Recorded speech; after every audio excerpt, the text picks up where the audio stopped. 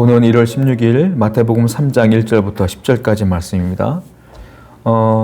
군 생활을 하신 분들은 잘 아시겠지만 대한민국 군 생활 중에서 제일 많이 하는 것이 무엇인 줄 아십니까?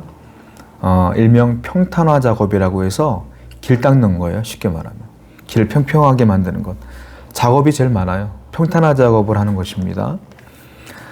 모든 일에는 그런 평평한 상태를 유지하는 것들이 필요하기 때문에 그 일들 되게 많이 했던 것 같아요.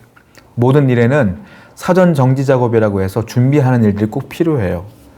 오늘 본문은 어떤 이야기냐면 예수님이 공생애를 시작하시기 전에 이 사전 작업을 한 사람이 있었어요. 누굽니까? 바로 세례 요한이다. 그 세례 요한이 어떤 일들을 했는가 그 이야기가 오늘 본문에 나와 있다는 거죠. 자, 1절과 2절을 보게 되면 세례 요한은 하나님의 나라가 가까이 왔음을 선포합니다. 그리고 천국을 기다리는 성도들의 합당한 태도가 무엇인지를 이야기하고 있어요. 그 합당한 태도가 무엇이냐? 자, 2절을 보면 이렇게 써 있어요. 회개하라, 천국이 가까이 왔느니라. 즉 그것이 무엇이냐? 회개다라는 거예요. 하나님 나라를 받아들이기 위해서 제일 먼저 준비해야 되는 게 뭐냐? 합당한 태도가 무엇이냐? 바로 세례 요한은 회개라고 얘기하겠어요. 회개는요, 사전적 의미를 보게 되면 마음과 생각을 바꾸는 것, 이게 회개예요. 마음과 생각을 바꾸는 것. 그런데 성경에서 말하는 회개는 이것보다 조금 다른 의미로 우리가 표현할 수 있을 것 같아요. 단순히 마음과 생각을 바꾸는 게 회개냐? 그렇지가 않고요. 죄로부터 완전히 떠나서 하나님 앞에서 온전한 모습과 생태를 갖추는 것, 이게 회개예요. 그러니까 마음과 생각을 바꾸는 게 아니라 마음과 생각과 행동도 바꾸는 거예요. 내가 하나님을 등지고 살았더라면 이제 마음으로 바꿔야지, 생각으로 바꿔야지가 아니라 마음과 생각으로 바꿨으면 돌이키는 거예요. 그래서 하나님께로 직접 향해 나아가는 거예요. 이게 행동까지 포함되어 있는 것이 회개다라는 거예요. 저와 여러분들은 이 회개의 삶을 살아야 된다는 거예요. 마음과 생각과 행동이 하나님을 등지고 사는 것이 아니라 하나님을 향하여 나가야 된다라는 거죠. 4절 말씀 보게 되면 마태는 세례 요한의 외형적인 모습을 표현하고 있어요. 뭐라고 썼습니까? 이 요한은 낙타털 옷을 입고 허리에 가죽띠를 띠고 음식은 메뚜기와 석청이었더라, 이렇게 표현하고 있단 말이에요. 성경을 보게 되면 예수님과 제자들의 외형적인 모습을 묘사한 성경 구절은 하나도 없어요.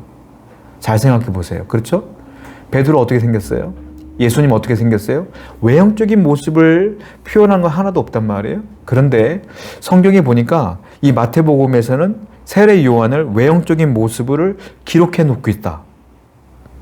그런데 이것을요, 그의 외모를 표현한 것이 아니라 그가 무엇을 입느냐, 그가 무엇을 먹느냐, 그가 어디에 사느냐, 이렇게 표현하고 있어요.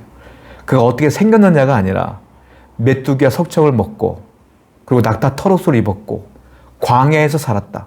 이 세 가지를 얘기하고 있다는 거예요. 먹고 사는 것, 그리고 입는 것. 이게 무슨 말일까요? 마태는 이 세례 요한이 어떤 사람인가를 표현하고 싶었던 거예요. 그가 먹는 것과 입는 것과 사는 것을 보게 되면 전부 다 거룩함을 향하여 나아가고 있음을 말하고 있어요. 광야에서 혼자 하나님께 나아가는 모습. 그리고 욕심 부리지 아니하고 그는 귀족 출신임에도 불구하고 메뚜기와 석청을 먹으며 나름대로 하나님 앞에 거룩하게, 먹는 것도 거룩하게, 입는 것도 거룩하게, 사는 것도 거룩하게 살아가는 그 모습을 표현하려고 했던 거예요. 성도 여러분, 우리의 삶은요, 욕심으로 가득 찬 삶을 살아서는 안 돼요. 어떻게 살아야 될까요? 회개의 삶을 살아야 된다. 또 어떻게 살아야 될까요? 거룩하려고 애를 쓰는 모습으로, 성결하려고 애를 쓰는 모습으로 살아가야 된다, 이 말이에요. 다가오는 하나님 나라에 대한 우리의 표현은 두 가지로 생각되어질 수 있어요. 어떻게 표현할까요? 하나님 나라가 내게 임재한다라고 표현할 수도 있고요. 하나님의 진노가 내게 임재한다라고 표현할 수도 있는 거예요. 하나님 나라를. 여러분들은 어떤 분이에요? 내게 하나님의 진노가 임한다라고 표현하는 분이에요? 아니면 하나님의 나라가 내게 임한다라고 표현하는 분입니까? 믿음은 이래서 중요한 거예요. 믿음이 없으면 하나님의 진노가 임하는 거고요. 믿음이 있기 때문에 하나님의 나라가 임하는 거예요. 여기에 감사함으로 우리는 회개에 합당한 열매를 맺으며 거룩한 삶을 살아야 된다라는 거예요. 8절과 9절을 보게 되면 세례 요한이 이렇게 말하고 있어요. 그러므로 회개에 합당한 열매를 맺고, 그리고 속으로 아브라함이 우리 조상이라고 생각하지 말라. 내가 너에게 이르노니 하나님이 등이 이 돌들도 아브라함의 자손이 되게 하리시리라.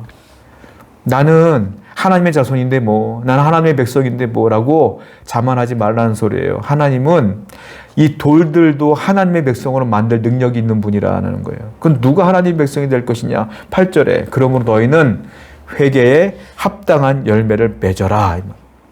누가 하나님의 백성이 되는 거예요? 혈통이 좋은 사람? 가문이 좋은 사람? 조상 대대로 예수 믿는 가정?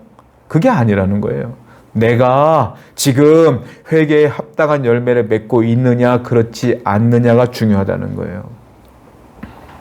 회개에 합당한 열매가 뭡니까? 하나님을 떠나 살던 인생이 하나님을 향하여 오는 인생으로 바뀌었다면 하나님을 따라가는 인생에서 당연히 맺혀져야 될 열매가 있다는 거예요. 사랑, 희락, 화평, 온유, 성령의 9가지 열매겠죠? 그것들이 맺혀져 가는 거예요. 그런 것들을 맺는 자가 진짜 하나님의 백성이다. 여러분, 천국이 가까이 오매 세례 요한은 평탄화 작업을 했어요. 그게 뭡니까? 회개에 합당한 열매를 맺어라. 우리도 천국이 가까이 오매 준비 작업을 해야 돼요. 우리는 어떤 준비를 할까요? 세례 요한은 초림을 준비했다면 우리는 재림을 준비해야 돼요. 어떻게 준비할까요? 세례 요한이 말한 것처럼 회개에 합당한 열매를 맺는 삶을 살아야 된다. 사랑하는 성도 여러분, 회개에 합당한 열매를 맺기 위해서 애쓰고 거룩함을 향하여 나가는 여러분 되기를 축원드립니다. 함께 기도하겠어요. 하나님 감사합니다. 우리는 예수님의 재림을 준비하는 사람으로서 거룩한 삶을 살기 위해 애쓰게 해 주옵소서. 하나님의 사랑하라 했으니 사랑하게 하시고 인내하라 했으니 인내하는 성령의 9가지 열매를 맺혀가는 귀한 백성 될 수 있도록 인도하여 주옵소서. 예수님의 이름으로 기도드렸습니다. 아멘.